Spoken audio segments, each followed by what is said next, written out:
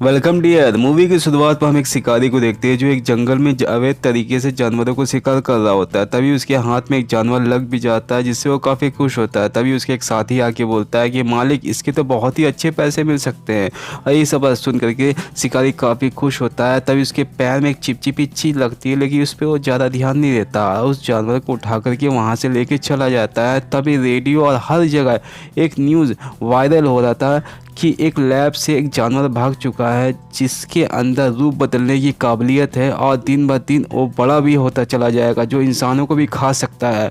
और यहाँ हम देखते हैं वो रेस्टोरेंट में आया हुआ होता है उस जानवर को देने के लिए। तभी वहाँ पर ही हम ली को देखते हैं जो वहाँ की मैनेजर थी, और यहाँ पर ही हम फांग उसके चाचा को देखते हैं जो चूहा पकड़ने वाले होते हैं, जो चूहा पकड़ने के लिए एक जहरीली गैस को पूरी होटल में फेंकता है जिससे सब जगह धुआं फैल जाता है। जितने भी लोग रह रहे थे वो ये बोल के खाली कर देते कि हमें नहीं रहना है चूहे वाले होटल में। अब यहाँ फांग और उसका चाचा आता है, बोलता जल्दी से मैडम जी हमें पैसे दीजिए, हमें यहाँ से जाना है। तभी फांग देखता है, बोलता अरे ये तो गलत होटल है। उसका चाचा बोलता चुप करने तो वो सुन लेगी, लेकिन यहाँ पर ली सब कुछ सुन लेती। ली बोलती है जितना भी मेरा नुकसान हुआ और सारा पैसा तुम्हें देना होगा। तभी फांग का चाचा बोलता है कि यहाँ पे चूहा है और मैं दिखा सकता हूँ।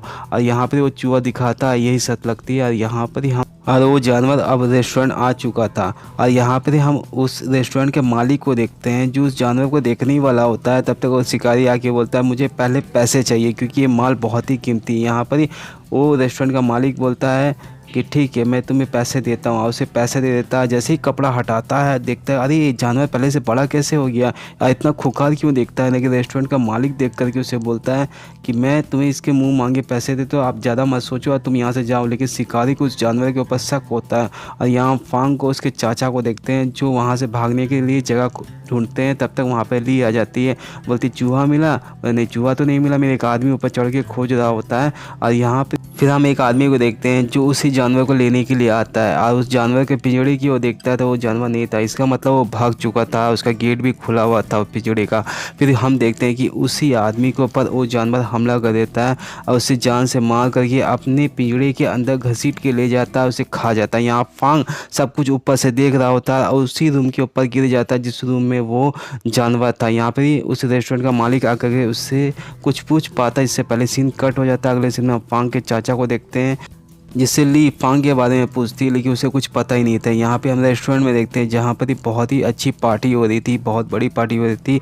असल में एक डॉन की पार्टी थी जिसके लिए वो जानवर का मीट तैयार हो रहा था। तभी रेस्टोरेंट का मालिक आ जाता है, बोलता है कि मालिक बस 5 मिनट और दीजिए, बस मैं वो डिश बना करके तैयार करने ही वाला हूँ। लेकिन डॉन बोलता है तुम्हारे पास ज़्यादा टाइम नहीं है, जल्दी से जा करके वो डिश ले करके आ, मुझे उसे खाना है। यहाँ पर ही वो रेस्टोरेंट का मालिक फांग से पूछता है कि वो जानवर कहाँ है, लेकिन फांग बोलता है मुझे क्या पता वो जानवर कहाँ है। तब तक वो डॉन आ जाता है और उसको बोलते हैं तुम्हारे पास 10 मिनट है, 10 मिनट के अंदर तुमने वो मीट नहीं खिलाया तो मैं तुम्हें मार दूंगा। यहाँ पे फांग का चाचा फांग को खोज रहा होता है और यहाँ फांग अपनी रस्सियों को काट करके वहाँ से भाग जाता है और कुछ देर के बाद अपने चाचा से मिल जाता है, जहाँ उसका चाचा बोलता है जल्द से जल्द हमें इस बिल्डिंग से निकलना होगा। फिर यहाँ पे हम एक आदमी को देखते हैं जो उसी जानवर को खोजते हुए आता है एक रूम के अंदर, जहाँ उस जानवर इस आदमी के ऊपर हमला कर देता है, बहुत ही बुरी तरीके से मार के खा जाता है। और उसी आदमी के हाथ से उस होटल की आधी लाइट चली जाती है। और फिर हम देखते हैं वो डॉन काफ़ी गुस्सा होकर के वहाँ से जाने लगता है। तभी होटल का मालिक बोलता है कि ये मेरा प्लान था,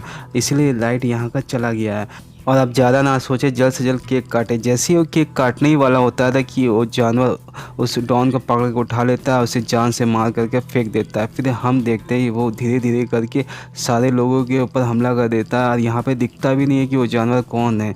यहाँ फांग उसका चाचा बोलता है कि अरे इतना चिल्ला चिल्ली किया हो, चलो बाहर जाकर देखते हैं। जैसे वो बाहर निकलते देखते हैं कि एक लड़की उसकी मदद मांग रही होती है कि मेरी जान बचा लो। और फिर हम देखते हैं कि उस जानवर उसको उठा लेता हवा में, जहाँ फांग बता रही है हवा में कैसे उड़ रही है। फिर अचानक हम पहली बार देखते हैं कि वो और कोई नहीं बल्कि एक रूप बदलने वाली छिपकली थी जो आकार में बहुत ज़्यादा बड़ी थी।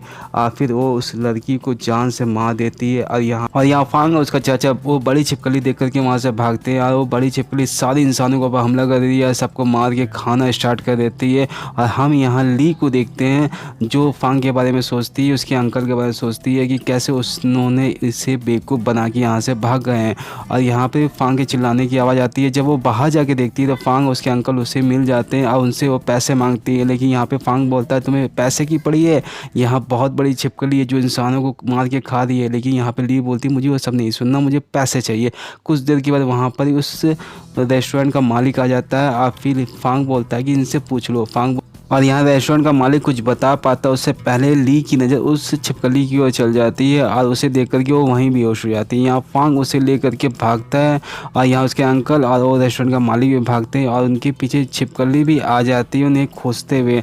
और छिपकली उन्हें हर जगह खोजती है। कुछ देर के बाद उसको वो रेस्टोरेंट का मालिक मिल जाता है और रेस्टोरेंट के मालिक को जैसे ही मारने के लिए आगे बढ़ती है, यहाँ फांग एक गर्म आयरन से उसे जला देता है।